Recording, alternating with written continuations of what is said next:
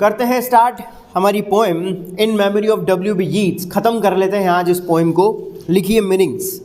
सबसे पहले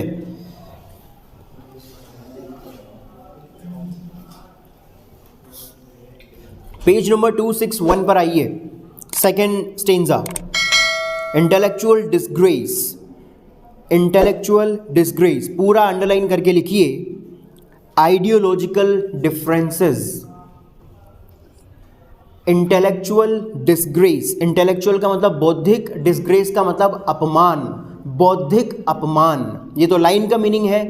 अब लाइन का मीनिंग है तो इसका मीनिंग किस चीज़ को सिंबलाइज कर रहा है? तो सिंबल के रूप में यहाँ पे कौन सा मीनिंग एक्सप्रेस कर रहा है poet? Ideological differences. IDEOLOGICAL, ideological differences. Ideological differences मतलब लोगों के विचारों संबंधी जो डिफरेंसेस देखने को मिलते हैं, यानी विचारों में मतभेद, अलग अलग विचार जो लोगों के होते हैं। भाई कोई चीज़, इसका विचार अलग है, उसका विचार अलग है, ये अलग चीज़ को मानता है, ये अलग चीज़ को मानता है, तो उसको बोलते हैं ideological differences.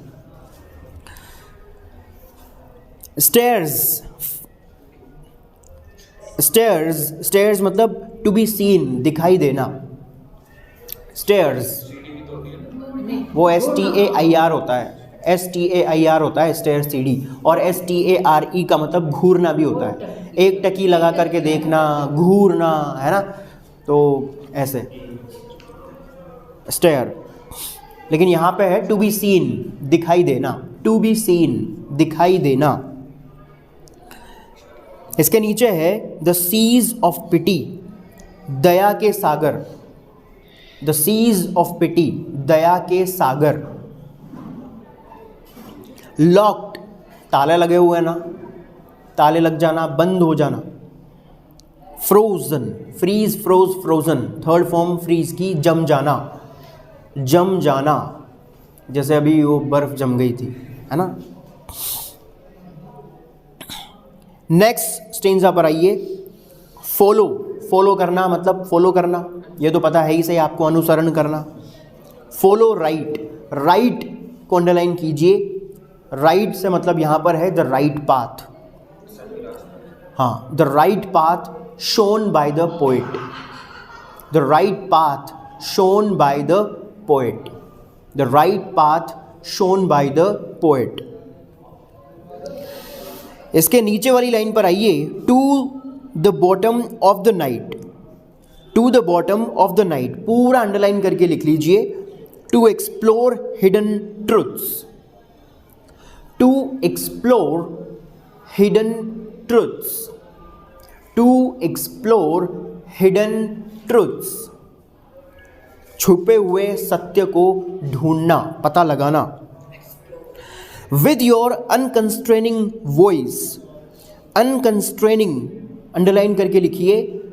Without any hesitation. With your unconstraining voice, अबाधित भी कह सकते हैं इसको। कंस्ट्रेन करना मतलब किसी के ऊपर रोक टोक लगाना, है ना? अनकंस्ट्रेनिंग यानी स्वतंत्र, बिल्कुल बिना किसी हिचकिचाहट के, बिल्कुल स्वतंत्र होकर के, है ना? परसुएड करना यानी राजी करना, मनाना। परसुएड करना, परसुएड करना, राजी करना, मनाना। रिजॉइस मतलब खुश रहना, उत्साह मनाना, आनंद से रहना, खुश होना। With the farming of a verse. With the farming of verse पूरी लाइन को अंडरलाइन करके लिख लीजिए। With by composing poetry. By composing poetry. By composing poetry. इसके नीचे वाली लाइन है make a vineyard of the curse. Make यानी बनाना, विनेयार्ड का मतलब होता है अंगूरों का बाग, अंगूर का बाग। कर्स, कर्स का मतलब होता है शाप। अब ये तो केवल लाइन के मीनिंग मैंने बताया है आपको, पूरी लाइन को अंडरलाइन करके लिख लीजिए। Make a vineyard of the curse. अब एक मिनट लिखना मत अभी। शाप का with the make a vineyard with the curse, यानी शाप से आप क्या बनाओ, अंगूरों का बाग बनाओ। लाइन का मीनिंग अगर मान लो इस लाइन का, अगर लाइन के हिसाब से अगर मीनिंग देखें तो क्या निकलेगा, मेक अ विनयार्ड, अंगूरों का बाग बनाओ, विद द कर्स, शाप से। शाप, अरे शाप देते हैं ना अपन, हाँ श्राप, आप क्या समझ रहे हो, हाँ वही, मैं बच्चा तुम्हें, तुम जो हो, ये वाली समझ रहा हूँ। हाँ तुम जो हो, कंफ्यूज हो गया था। तो आपने क्या समझा, श्राप से उगार हाँ क्या क्या सुनाई दिया, शाक, सुनाई दिया था ये शाप, श्राप, श्राप, कर्स, बच्चा मैं तुझे श्राप देता हूँ कि तू अभी इसी वक्त एक जो है बकरा बन जाओ या जो भी बन जाओ, डायनासोर बन जाओ। डायनासोर वैसे है भी नहीं, तो एक आध डायनासोर बन जाओ। तो वो वाला श्राप। तो श्राप से क्या बनाओ, अंगूरों का बाग बनाओ। श्राप से अंगूरों का बाग कैसे बनेगा यार, इम्पॉसिबल है। तो लिखिए इसका meaning, make a vineyard of the curse, turn a curse into blessing. Turn a curse into blessing, turn a curse into a blessing, यानी श्राप को आप किस में परिवर्तित कर दीजिए, आशीर्वाद में परिवर्तित कर दीजिए। Make a curse, sorry, turn the curse into a blessing. Next page पर आइए दोस्तों, 262 page number. Sing of human unsuccess, human unsuccess, मानवीय असफलता, मनुष्य की असफलता, human unsuccess. In a rapture of distress, rapture का मतलब होता है खुशी, डिस्ट्रेस का मतलब दुख। In a rapture of distress, पूरी लाइन को अंडरलाइन करके लिख लीजिए।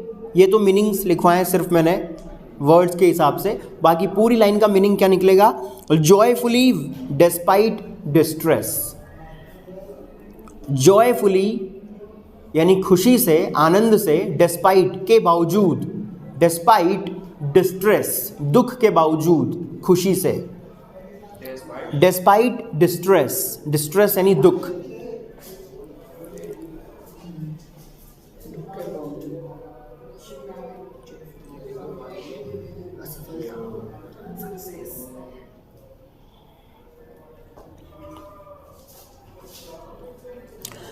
In the deserts of the heart, in the deserts of the heart, यानी कि लिखना मत अभी, हृदय के रेगिस्तान में, हृदय के रेगिस्तान में, है ना, हृदय के रेगिस्तान में। तो in the desserts of the heart, इसको अंडरलाइन करके लिखिए, hearts dry of sympathy. Hearts यानी दिल, मन, मनुष्य का, ड्राई ऑफ सिंपैथी, जो सूख गया है, यानी जिसके अंदर से सिंपैथी समाप्त हो गई है। तो इस वजह से हार्ट को कैसा बताया है, रेगिस्तान बताया है। भाई मनुष्य का जो हृदय है वो रेगिस्तान बन गया है। रेगिस्तान बन गया है मतलब दया की भावना, सिंपैथी तो खत्म हो गई है इंसान के अंदर से। दया और ये सिंपैथी की फीलिंग, आपसी भाईचारा, प्रेम, ये सब इंसान के अंदर से खत्म हो गया है। तो दिल नहीं रह गया है इंसान का, अब रेगिस्तान बन गया है ना।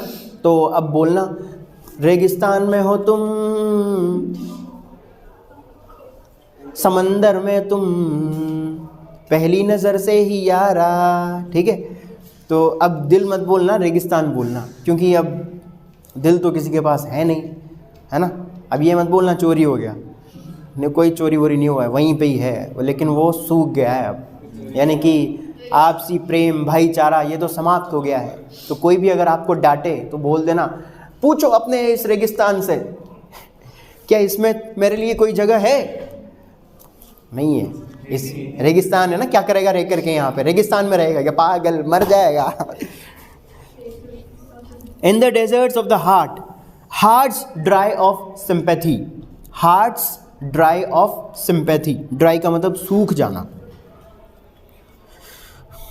Let the healing fountain start, healing का मतलब क्योर करना, ठीक करना, हील करना, क्योर करना, जैसे मान लो कोई किसी के कोई चोट लग गई तो उस चोट के ऊपर अपन मलहम लगाते हैं यानी दवा लगाते हैं। क्या करते वो दवा? ठीक करते उस चोट को, उसको बोलते हैं हील करना, सही करना, ठीक करना। जैसे कोई मेडिसिन आपने ली बुखार की टेबलेट, तो आपकी कंडीशन बिल्कुल ठीक हो जाएगी, यानी ये दवा जो ले लो इससे आप ठीक हो जाओगे, यानी कि it will heal your fever, ठीक है, it will heal your injury, उसको बोलते हैं हील करना, ठीक करना, सही करना, क्योर करना। फाउंटेन, फाउंटेन का मतलब आपको भी पता है, फव्वारा,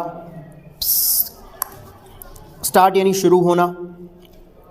in the prison of his days, in the prison of his days, पूरा अंडरलाइन करके लिख लीजिए। Man is prisoner today, man is prisoner today, PRISONER, prisoner यानी कैदी, प्रिजन का मतलब जेल, जेल में रहने वाला प्रिजनर, कैदी। Man is prisoner today of his own selfishness, man is prisoner today of his own selfishness.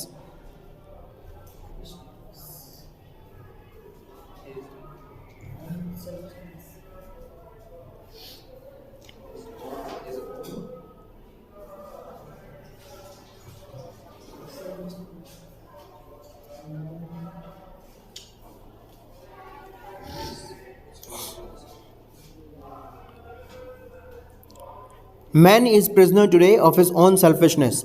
Teach यानी सिखाना, द फ्री मैन, स्वतंत्र व्यक्ति। How to praise, how to praise यानी प्रशंसा करना, अप्रिशिएट करना।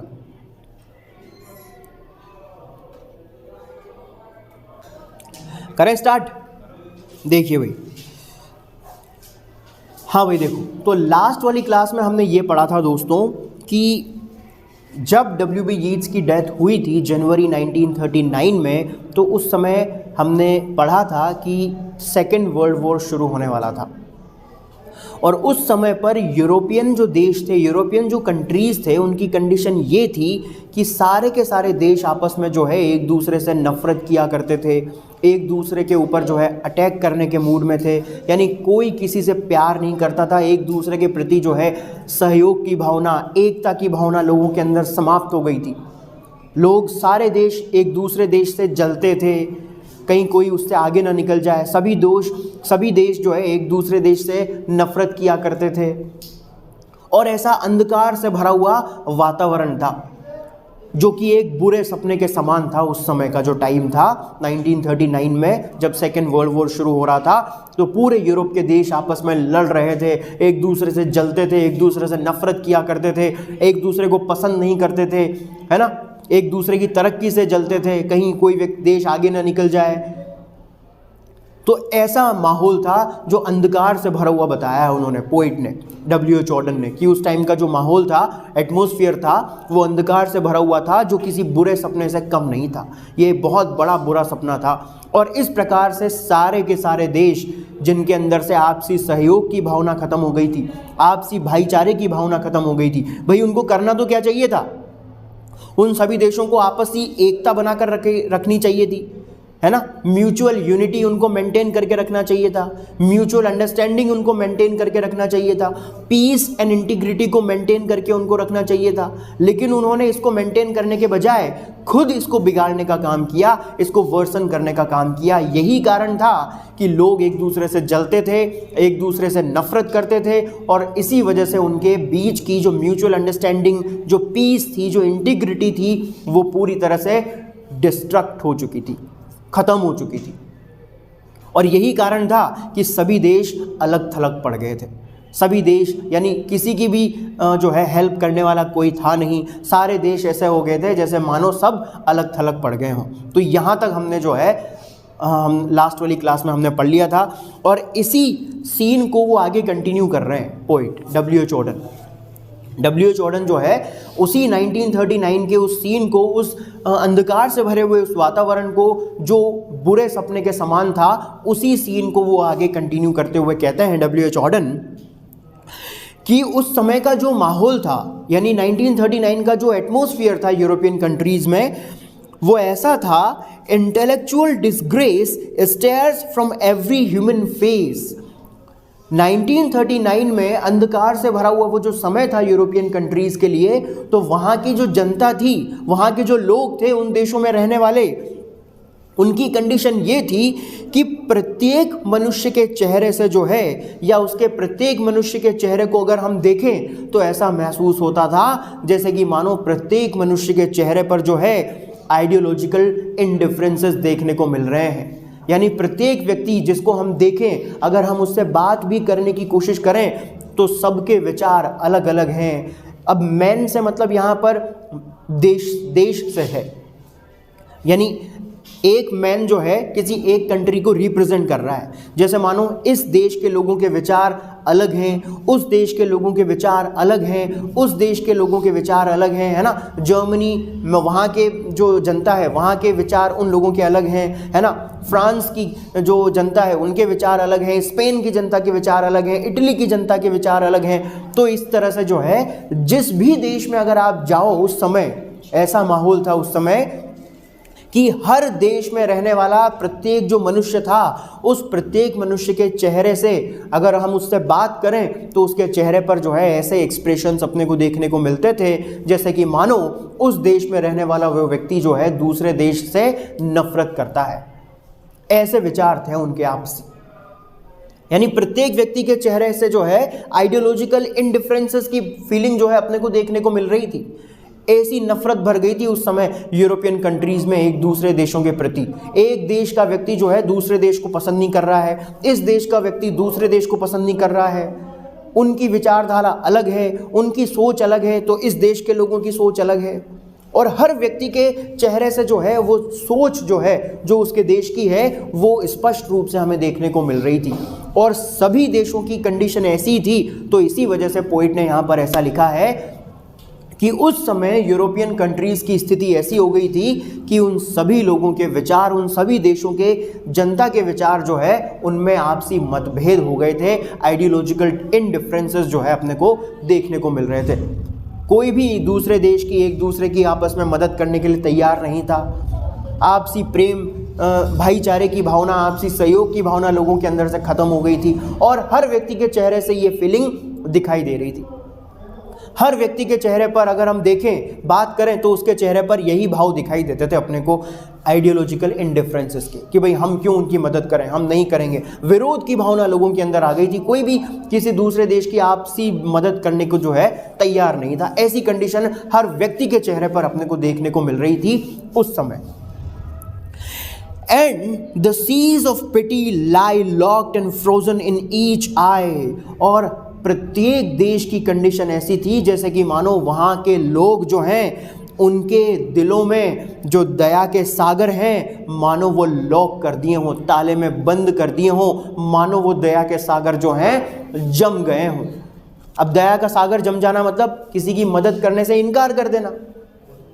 यानी उन लोगों की कंडीशन ऐसी हो गई थी कि जब आपसी मदद करने का विचार आया, जब आपसी देशों को जब आपसी एकता दिखाने का समय आया, तो किसी ने भी जो है दया नहीं दिखाई किसी दूसरे देश के प्रति। तो ऐसा कहते हैं W.H. ऑर्डन, ऐसा लग रहा था जैसे कि मानो कि दया का जो समंदर है लोगों के हार्ट में वो कहीं जम गया हो, उसको जैसे ताले में मानो बंद कर दिया हो। यानी लोगों के अंदर से दया समाप्त हो गई थी, पिटी खत्म हो गई थी लोगों के अंदर।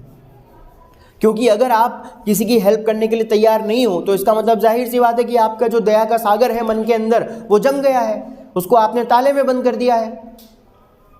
कोई व्यक्ति आपसे कह रहा है कि भाई लोगों की मदद करो, लेकिन फिर भी अगर आप उनकी मदद नहीं कर रहे हो तो इसका मतलब आपका दया का सागर या तो सूख गया है या जम गया है या आपने ताले में बंद कर रखा है। तो वही वाली सिचुएशन वो यहाँ पर है। यूरोपियन कंट्रीज की कंडीशन ऐसी हो गई थी, कोई किसी की मदद करने के लिए आगे नहीं आ रहा था, कोई किसी की मदद करने को तैयार नहीं था। म्यूचुअल अंडरस्टैंडिंग, म्यूचुअल हेल्प जो है लोग करने के लिए तैयार नहीं थे एक दूसरे की। और इसीलिए प्रत्येक व्यक्ति के चेहरे से ऐसा लग रहा था जैसे आइडियोलॉजिकल डिफरेंसेस जो हैं वो स्पष्ट देखने को मिल रहे थे हर व्यक्ति के चेहरे पर, हर देश में रहने वाले वहाँ के निवासियों के ऊपर। और ऐसा लगता था जैसे कि मानो उनके हृदय का जो समंदर है, दया का समंदर, वो सूख गया हो। यानी कि दया तो जो है उन लोगों ने दिखाई नहीं भाई। ऐसा लगता है जैसे दया, सांत्वना की फीलिंग जो है वो तो उनके अंदर से समाप्त हो गई हो। ऐसी कंडीशन हो गई थी उस टाइम पे यूरोपियन कंट्रीज़ की और वहाँ पे रह रहे लोगों की। नफरत बहुत ज़्यादा भर गई थी। ऐसा कब होता है? जब दया समाप्त हो जाती है, सांत्वना की फीलिंग जो है, सिंपैथी, लव, म्यूचुअल अंडरस्टैंडिंग, जब ये समाप्त हो जाती है तो फिर क्या चीज़ घर कर लेती है? हैट्रेड, नफरत। इसका मतलब लोगों के अंदर नफरत भर गई थी, जेलसी की फीलिंग भर गई थी। इसीलिए तो दया का सागर सूख गया, इसीलिए तो सिंपैथी का समंदर सूख गया। लोगों के अंदर से सिंपैथी, लव खत्म हो गया। इसका मतलब उनके अंदर क्या आ गई थी? हैट्रेड आ गई थी, जेलसी आ गई थी, नफरत की फीलिंग आ गई थी। तो ऐसी कंडीशन हो गई थी 1939 में सेकेंड वर्ल्ड वॉर के टाइम पर यूरोपियन कंट्रीज और वहां पर रह रहे लोगों की। अब ऐसी कंडीशन में W.H. ऑर्डन क्या कहते हैं? वो मैसेज देते हुए ऐसे लोगों को, ऐसे लोग जिनके अंदर से दया की भावना खत्म हो गई है, जिनके अंदर से ये अफेक्शन की फीलिंग खत्म हो गई है, हैट्रेड जिनके मन में बहुत ज़्यादा भर गई है ना, जिनके मन में बहुत ज़्यादा जेलसी भर गई है, तो ऐसे लोगों को पोएट मैसेज देते हुए, ऐसे लोगों को ज्ञान देते हुए पोएट यहाँ पर ये कहते हैं W.H. Auden, follow poet, follow right to the bottom of the night. W.H. Auden कहते हैं कि ये बात जो है W.B. यीट्स ने अपनी राइटिंग में विशेष रूप से लिखी है, ये W.B. यीट्स की राइटिंग में लिखी है, जिसको W.H. ऑर्डन जो है बता रहे हैं। देखो, यानी कि ये पूरा का पूरा मैसेज किसने दिया है? W.B. यीट्स ने अपनी राइटिंग के माध्यम से देना चाहा है पूरे विश्व को, पूरे विश्व के लोगों को, और स्पेशली उन यूरोपियन कंट्रीज को। उन्होंने अपनी राइटिंग में लिख करके गए हैं वो, हालांकि उनकी तो डेथ हो गई, अब वो तो आकर के बोलेंगे नहीं, तो उनकी राइटिंग में उन्होंने क्या लिखा है, लोगों को क्या मैसेज देने की कोशिश की है, ये बात W.H. ऑर्डन बता रहे हैं लिख करके, है ना। तो क्या लिख करके गए हैं क्या लिख करके गए हैं W.B. यीट्स अपनी राइटिंग्स में? तो वो सारी चीज़ें हम पढ़ रहे हैं W.H. ऑर्डन की आवाज़ में। तो अब अगला गाना लता मंगेशकर की आवाज़ में आप सुनेंगे, ठीक है। तो गाना क्या लता मंगेशकर लिखती है क्या? नहीं, गाना तो कोई और लिख करके गया है, लेकिन गाया किसने है? लता मंगेशकर ने। तो क्या लता मंगेशकर का गाना हो गया क्या वो? नहीं। ऑल इंडिया रेडियो पे वो बोलता था कि अब अगला गाना जो है लता मंगेशकर की आवाज़ में जिसे लिखा है फला फला व्यक्ति ने, ऐसे बोलता था। और अपन क्या बोलते हैं? और लता मंगेशकर का नया गाना आया है, सुना तेने? अबे काहे का लता मंगेशकर का नया गाना है? उसने गाया है भाई, उसका गाना नहीं है, लिखा किसी और ने है। तो लिखने वाले की तो इज्जत ही नहीं है, मतलब उसका तो नाम ही नहीं होता, उसको तो लोग भूल जाते हैं। डिस्क्रिप्शन में होता है। ऑल इंडिया रेडियो पे डिस्क्रिप्शन थोड़ी आता था, लेकिन वो तो भला हो उस लेडी का जो बोलती थी, इसके बोल लिखे हैं, गीत लिखा है फला फला व्यक्ति ने और गाया है, और धुन किसने दी है ये भी बोलती थी वो लेडी, यार भगवान भला करे उसका, है ना, ये भी बोलती थी वो। और संगीत दिया है फला फला व्यक्ति ने, A.R. रहमान ने या शंकर एहसान लोय ने या जो भी है। तो ये है बात। तो उसी तरह से ये मैसेज तो किसने लिखा है दोस्तों? W.B. यीट्स ने अपनी बुक्स में। लेकिन बता कौन रहा है यहाँ पे? W.H. ऑर्डन बता रहा है। तो W.H. ऑर्डन की आवाज़ में W.B. यीट्स के मैसेज को समझने की कोशिश कीजिए। देखिए क्या कहा है W.B. यीट्स ने, W.H. ऑर्डन की आवाज़ में सुनिए। W.H. ऑर्डन लिखते हैं W.B. यीट्स के मैसेज को कि W.B. यीट्स ने स्पष्ट रूप से ये बताने की कोशिश की है ऐसे लोगों को जिनके अंदर से, जिनकी कंडीशन ऐसी हो गई है, जिनके अंदर से सिंपैथी खत्म हो गई है, लव खत्म हो गया है, अफेक्शन खत्म हो गया है, म्यूचुअल अंडरस्टैंडिंग खत्म हो गई है, पीस खत्म हो गई है, जो नफरत के शिकार हो गए हैं, जो है जेलसी के शिकार हो गए हैं, ऐसे लोगों को उन्होंने मैसेज दे करके कहा है, फॉलो पोएट, फॉलो राइट। देखो कितना अच्छी बात है। और ये पूरा जो मैसेज है, केवल ये वाला स्टेंजा, इसको आप कोटेशन के रूप में भी इस्तेमाल कर सकते हो दोस्तों, लोगों को इंस्पायर करने के लिए किसी स्पीच में। जैसे मैंने वो टाइम वाला बताया था ना आपको, जैसे वो टाइम वाले को अपन यूज़ कर सकते हैं, उसी तरह से इस वाली चीज़ को भी आप यूज़ कर सकते हो अपनी स्पीच में, अपनी राइटिंग में, या कहीं पर भी बोल करके लोगों को इंस्पायर करने के लिए। क्या कहते हैं W.H. Auden? Follow poet, follow right, यानी प्रत्येक व्यक्ति को जो है पोइट के द्वारा दिखाए गए सही मार्ग का अनुसरण करना चाहिए, क्योंकि एक कवि जो है वो हमेशा सत्य बात बताता है, सही मार्ग दिखाता है लोगों को अपनी राइटिंग के माध्यम से। और पोइट यानी W.B. यीट्स के द्वारा यहाँ पर जो बात बताई जा रही है, W.B. यीट्स के यहाँ माध्यम से जो रास्ता लोगों को सही दिखाया जा रहा है, तो सभी लोगों को जो है उस सही मार्ग का अनुसरण करना चाहिए जो उस पोइट के द्वारा दिखाया गया है, उस मार्ग का अनुसरण करना चाहिए। तो कितनी अच्छी बात कही है उन्होंने, follow poet follow right. Poet को फॉलो करो और राइट को फॉलो करो, यानी उसके द्वारा बताया गया जो सही मार्ग है उस मार्ग को आप फॉलो कीजिए। To the bottom of the night, कि किस प्रकार से वो जो पोइट है वो अपनी राइटिंग के माध्यम से आपको छुपे हुए उन सत्यों की गहराई तक लेकर के जा रहा है। एक बार उसे एक्सप्लोर तो करने की कोशिश कीजिए। लेकिन लोग जो हैं उस टाइम पे, अब ये रेफरेंस यहाँ पे किन लोगों के लिए है, उन यूरोपियन लोगों के लिए जिनकी कंडीशन ऐसी हो गई है कि वो नफरत के शिकार हो गए हैं, जिनकी कंडीशन ऐसी हो गई है कि वो आपसी प्रेम को ही जो है उन्होंने ख़त्म कर दिया है अपने अंदर से। तो वो कह रहे हैं ऐसे लोगों को मैसेज देते हुए कि एक बार जो है पोइट ने अपनी राइटिंग के माध्यम से जो मैसेज देने की कोशिश की है, जो संदेश देने की कोशिश की है, उसे एक बार फॉलो करके देखिए, उस राइट पाथ के ऊपर चल करके देखिए।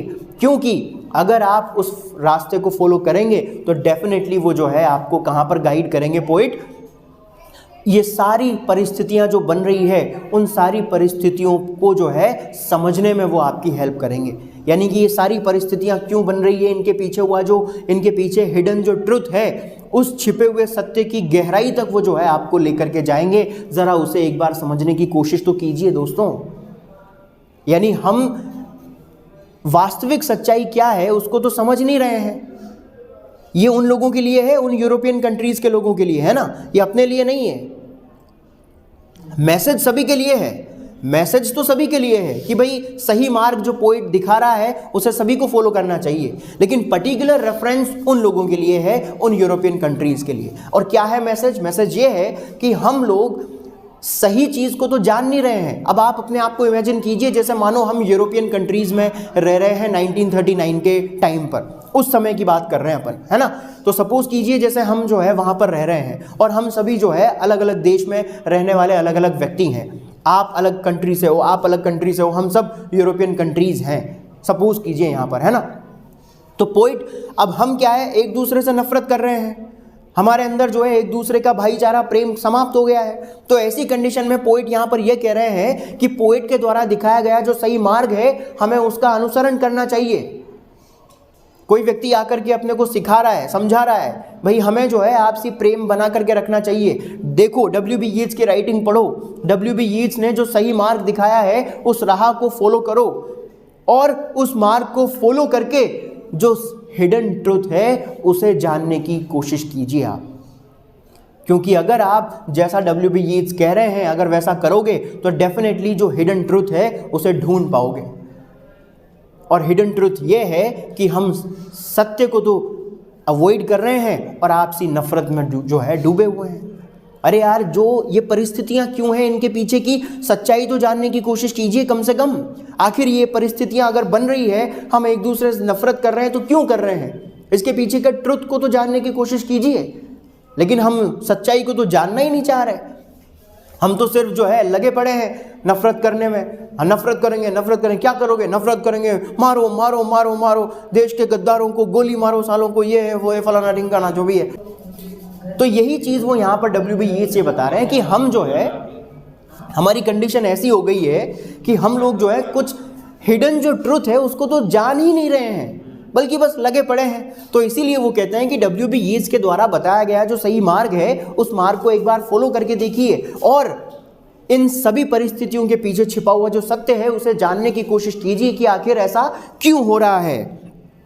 विद योर अनकंस्ट्रेनिंग वॉइस, बिना किसी हिचक के, बिल्कुल स्वतंत्र रह करके, बिल्कुल स्वतंत्र बन करके इस चीज को, सच्चाई को जानने की कोशिश कीजिए बिना किसी हिचकिचाहट के साथ। एंड ज़रा अगर आप ऐसा करोगे तो डेफिनेटली जो है आपको ऐसा महसूस होगा। क्या करोगे? अगर पोइट के द्वारा दिखाए गए उस सही मार्ग को अगर आप फॉलो करोगे तो डेफिनेटली आपको ऐसा फील होगा, still persuade us to rejoice, जैसे कि मानो जो पोइट हैं वो हमें लगातार खुश रहने के लिए मना रहे हैं। जैसे कि मानो पोइट अपनी राइटिंग में हमें मना रहे हैं, हमसे निवेदन कर रहे हैं टू रिजॉइस, खुश रहने के लिए, खुश रहने के लिए मतलब लोगों से प्रेम करने के लिए, कि भाई हम जो ये कर रहे हैं ना ये गलत है, एक दूसरे से नफरत कर रहे हैं ये गलत है, एक दूसरे के प्रति जो है आपसी प्रेम विश्वास की भावना हमने खो दी है ये गलत है। पोइट के द्वारा बताए गए सही मार्ग को चल करके देखो एक बार, उसको अपना करके देखो अपनी लाइफ में एक बार। और जब आप पोइट की उस राइटिंग को पढ़ोगे तो उसमें वो बार बार हमसे जो है निवेदन कर रहे हैं, हमें मनाने की कोशिश कर रहे हैं कि हम जो है एक दूसरे के प्रति आपसी विश्वास प्रेम की भावना को फिर से अपने अंदर डेवलप कर लें और खुश रहना शुरू कर दें, खुशी से आनंद से रहना जो है हम शुरू कर दें।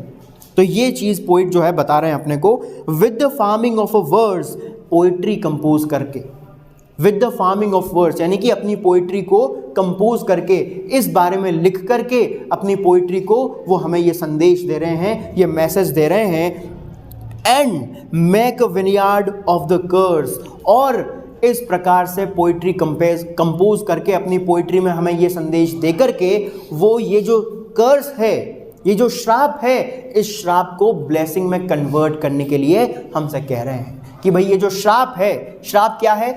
आपसी प्रेम विश्वास की भावना का समाप्त हो जाना। ये क्या है? ये किसी श्राप से कम है क्या? लोग एक दूसरे की हेल्प करने के लिए तैयार नहीं है, एक दूसरे को मारने पे उतारू हैं, आपसी प्रेम विश्वास की भावना कहीं खो गई है, लोग नफरत के शिकार हैं। तो ये क्या है? ये श्राप है। और वो कह रहे हैं कि भाई पोइट को आप जो है फॉलो कीजिए, और पोइट को फॉलो करोगे तो आपको छिपी हुई सच्चाई समझ में आएगी, और छिपी हुई सच्चाई जब समझ में आएगी तब आपको पता लगेगा कि भाई ये जो चीज़ हो रही है, यानी कि ये जो नफरत फैल रही है, ये तो कोई और ही फैला रहा है। तो जो फैला रहा है उसको लड़ने दो, आप क्यों लड़ रहे हो? जो फैला रहा है उसको लड़ने दो। कम से कम आप तो साधारण जनता हो, आप तो कम से कम जो है आपसी प्रेम विश्वास भाईचारा बना करके रखो कम से कम। तो इसीलिए वो ये संदेश दे रहे हैं कि पोइट जो है अपनी राइटिंग को कंपोज करके, अपनी पोइट्री को कंपोज करके जो संदेश हमें दे रहे हैं, ये हमारा कर्तव्य है कि हम उस फर्ज को जो है निभाएं। और वो हमसे कह रहे हैं कि ये जो श्राप है, इस श्राप को वो हम लोग जो है किस में चेंज कर दें? ब्लेसिंग में चेंज कर दें, आशीर्वाद में चेंज कर दें। और आशीर्वाद में कब चेंज होगा ये श्राप? जब हम आपसी नफरत को भुला करके वापस हमारे अंदर आपसी प्रेम की भावना को जागृत कर लेंगे। आपसी प्रेम, आपसी अफेक्शन, म्यूचुअल अंडरस्टैंडिंग, पीस जब हमारे अंदर वापस से डेवलप हो जाएगी, तब जाकर के ये श्राप जो है ब्लेसिंग में चेंज होगा, आशीर्वाद में चेंज होगा। आगे W.H. Auden लिखते हैं, W.B. Yeats की राइटिंग में क्या मैसेज है उसके बारे में वो बताते हुए कहते हैं, sing of human unsuccess in a rapture of distress. वो कहते हैं कि किस प्रकार से, देखिए W.B. Yeats अपनी इस पोइट्री के माध्यम से जिसको वो कंपोज कर रहे हैं, उस पोइट्री में वो गीत गुनगुना रहे हैं, गीत गुनगुना रहे हैं ऑफ ह्यूमन अनसक्सेस। किसके बारे में? ये जो मानवीय असफलता है। मानवीय असफलता क्या है? ये जो हमारे अंदर नफरत फैली हुई है, ये मानवीय असफलता है। तो इस मानवीय असफलता को हमें सफलता में चेंज करना है, इस श्राप को हमें आशीर्वाद में चेंज करना है, इस कर्स को हमें ब्लेसिंग में चेंज करना है। और इसी मानवीय असफलता के बारे में देखिए W.B. Yeats कितना बढ़िया तरीके से जो है हमें मैसेज दे रहे हैं, कितना बढ़िया संदेश हमें दे रहे हैं, इस चीज़ के ऊपर गुनगुनाते हुए, इस चीज़ के ऊपर राइटिंग लिख करके हमें मैसेज दे रहे हैं। और वो इस ह्यूमन अनसक्सेस के बारे में गीत लिखते हुए, पोइट्री लिखते हुए कहते हैं क्या? इन अ रैप्चर ऑफ डिस्ट्रेस, इतने दुख के बावजूद खुशी से जो है वो हमें रहने के लिए कहते हैं। यानी हमारे अंदर दुख का माहौल तो है बीच में, सभी देशों के बीच में आपसी दुख का माहौल तो है, इतना अंधकार से भरा हुआ समय तो ये है जो नफरत से भरा हुआ है, दुख से भरा हुआ है। लोग जो है सेकेंड वर्ल्ड वॉर पे आमादा हैं, द्वितीय विश्व युद्ध होने वाला है, तो युद्ध के हालात तो बने हुए हैं, सभी लोग एक दूसरे से नफरत तो कर रहे हैं। लेकिन ऐसी कंडीशन में भी पोएट हमें इस सारे श्राप को ब्लेसिंग में कन्वर्ट करने का संदेश दे रहे हैं। इस इतनी दुख के माहौल में भी खुशी से जो है, खुशी से रहने का संदेश दे रहे हैं। In the desserts of the heart, ऐसी कंडीशन में जब लोगों के हृदय में से आपसी सांत्वना की भावना, सिंपैथी की भावना, लव अफेक्शन की भावना जो खत्म हो गई है और लोगों के हृदय जो रेगिस्तान बन चुके हैं। अब युद्ध लोग कब लड़ेंगे? जब आपसी प्रेम की भावना समाप्त हो जाएगी तभी तो युद्ध होगा। और लोगों का हृदय जब रेगिस्तान बन चुका होगा, जब उनके अंदर से लव अफेक्शन, पीस, ये सारी भावनाएं जब खत्म हो जाएगी तभी तो वो एक दूसरे के ऊपर अटैक करेंगे, बिना इस बात को सोचे कि पता नहीं वहाँ की मानव जाति नष्ट हो जाएगी, निर्दोष लोग मारे जाएंगे। अभी जैसे रशिया ने यूक्रेन पर अटैक किया, कितने सारे निर्दोष लोग मारे गए बेचारे।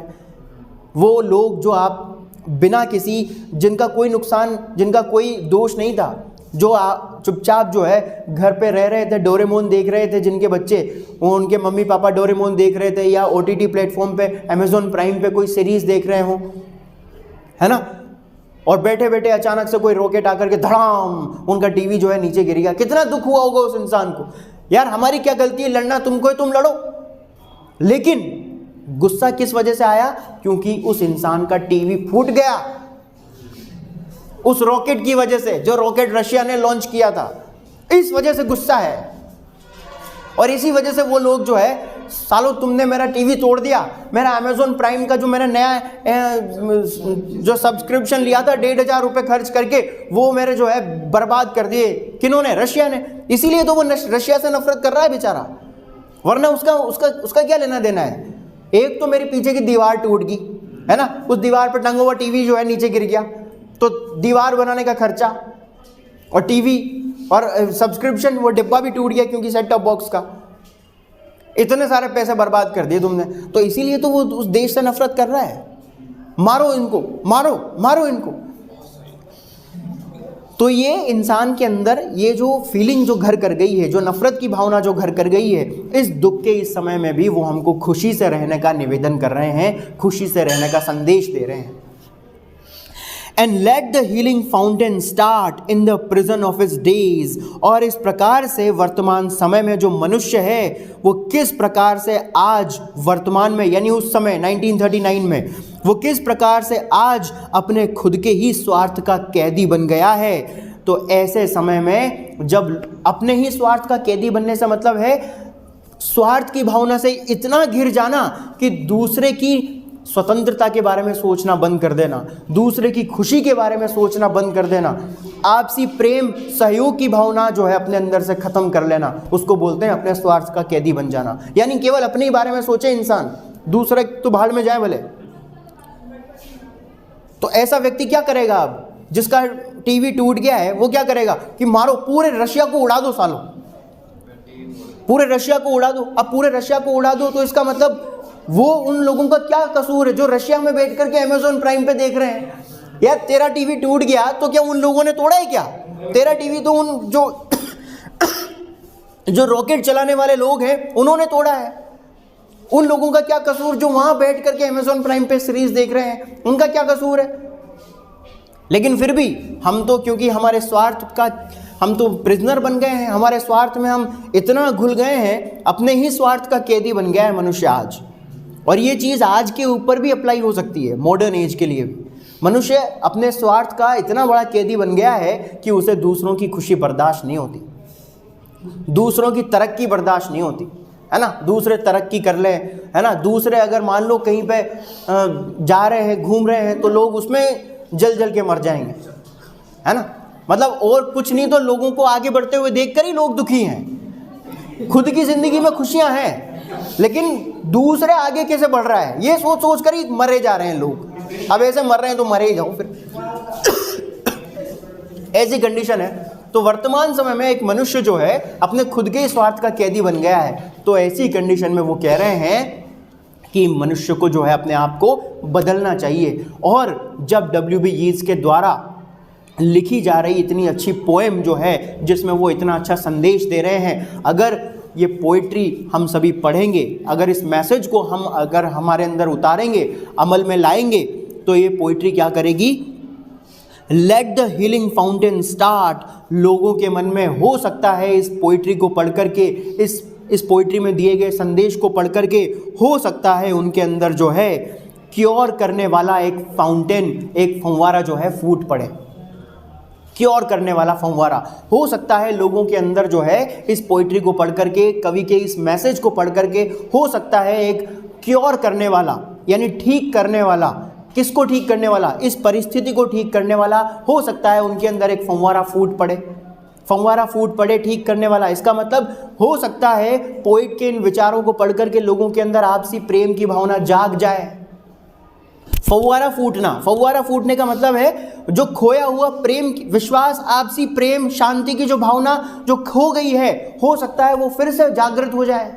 तो ये है फव्वारा फूटने का मतलब। फव्वारा फूटना हो सकता है ये भावना जो है, जो खो गई है, जिसकी वजह से हम आपस में लड़ाई लड़ रहे हैं, क्या पता वो आपसी प्रेम विश्वास की भावना फिर से जो है लोगों के मन में जाग जाए।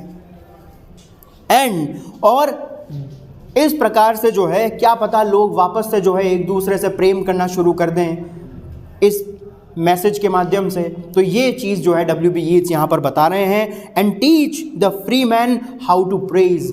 और अगर हम पोइट के इस विचार को पढ़ते हैं, उनकी राइटिंग को पढ़ते हैं, तो वो हमें ये सिखा रहे हैं कि हम सभी लोग जो स्वतंत्र हैं, उन्हें जो है वो सिखा रहे हैं दैट हाउ टू प्रेज, कि हमें किस प्रकार से लोगों की प्रेज करनी है, प्रशंसा करनी है। प्रशंसा करने का मतलब वो हमें ये बता रहे हैं कि किस प्रकार से ये सारी चीज़ें हमारे जीवन के लिए, हमारे अस्तित्व के लिए ज़रूरी है। कौन सी चीज़ें? आपसी प्रेम, है ना, विश्वास की भावना, सहयोग की भावना, म्यूचुअल अंडरस्टैंडिंग की भावना। ये नफ़रत जो है बिल्कुल बेकार है, जो हमने पाल रखी है, जिसके हम शिकार हो गए हैं, सेल्फिशनेस के, ये सब बेकार चीज़ें हैं। हमें इन सब चीज़ों को हमारे अंदर से रिमूव करके वापस से जो है उस फाउंटेन को, फव्वारे को शुरू कर लेना है, जो फव्वारा पहले चल रहा था। ठीक है, जो फव्वारा हमारे मन में 1939 से पहले चल रहा था, जो अब बंद हो गया है, तो उस फव्वारे में पानी भरिए और उसको फिर से चलाइए, फुर्र। ठीक है, फिर देखिए आप, जब आप उसके साथ फ़ोटो लेंगे तो कितनी अच्छी फ़ोटो आएगी। अभी बंद फव्वारे के साथ फ़ोटो लेंगे तो क्या फव्वारा दिखाई देगा। तो पोइट की राइटिंग को पढ़ो और उस फव्वारे को फिर से चलाओ। कौन सा फव्वारा? प्रेम का फव्वारा, है ना, आपसी भाईचारे का फव्वारा।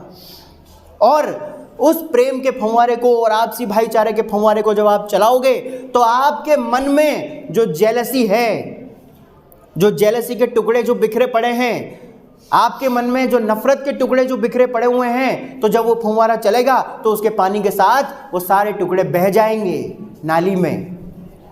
और जब बह जाएंगे तो नफरत खत्म हो जाएगी अपने आप, है ना, वो अविश्वास की भावना खत्म हो जाएगी अपने आप, वो तो सारी गंदगी बह जाएगी। तो इसीलिए तो कह रहे हैं वो कि भाई ये फव्वारा चलाओ, ऑन करो फटाफट, ताकि जो ये जंग लग गया है आपके अंदर, ये अविश्वास की भावना का, ये जो जंग लग गया है नफरत की भावना का, जेलसी का, ये जंग बह जाए उसके साथ। थोड़ा बहुत एसिड डाल देना ताकि आसपास अगर कहीं चिपक जाए तो वो भी निकल जाए। तो इस फव्वारे को फटाफट ऑन करो, यही कह रहे हैं वो W. जॉर्डन। ये डेजर्ट उसमें उसके लिए हाँ, मतलब पानी आएगा तो डेजर्ट भी जो है सुंदर हरा भरा हो जाएगा, डेजर्ट भी, है ना। तो ये फव्वारा, मतलब कुल मिला करके फव्वारा चलाना है अपने को। फव्वारा चलेगा तो रेगिस्तान में भी खुशियाँ आ जाएगी, हरे भरे फूल खिल जाएंगे, हरियाली हरियाली हो जाएगी चारों तरफ, पानी की भी कमी नहीं रहेगी। और नदियाँ आएगी, बाढ़ आएगी तो मिट्टी बहा करके लाएगी अपने साथ, है ना। तो कांप मिट्टी का विस्तार होगा, जलोढ़ मिट्टी का विस्तार होगा। कुल मिलाकर के फाउंटेन शुरू करने का बहुत ज़्यादा एडवांटेज है, लोगों के अंदर खुशियाँ आएगी। इसलिए फाउंटेन चलाओ, जल्दी चलाओ, जितना जल्दी हो सके उतना जल्दी चलाओ। इसलिए तो कह रहे हैं फॉलो पोइट फॉलो राइट। ठीक है, तो ये ध्यान रखना, फॉलो पोइट फॉलो राइट। ठीक है, ये पोइट्री आपकी समाप्त। लास्ट पोइट्री बची है अब अपनी, फर्न हिल बाय डायलन थॉमस। पढ़ कर के आना भाई, है ना। बहुत सारे फिलोसॉफिकल व्यूज़ हैं यहाँ पर। यहाँ पे कोई पर्टिकुलर ऐसी कोई कहानी वगैरह, स्टोरी वगैरह नहीं है, फिलोसॉफिकल व्यूज़ हैं, दार्शनिक विचार हैं ये। तो मतलब दार्शनिक विचार क्या है, एक तरह से W.B. यीट्स ने अपनी राइटिंग में जो लिख करके गए हैं लोगों को मैसेज देने के लिए, तो वो मैसेज W.H. जॉर्डन दे रहे हैं, है ना। तो पढ़िएगा इसको घर पे जा कर के अच्छे से, और समझ में आ जाएगी, ताकि आपको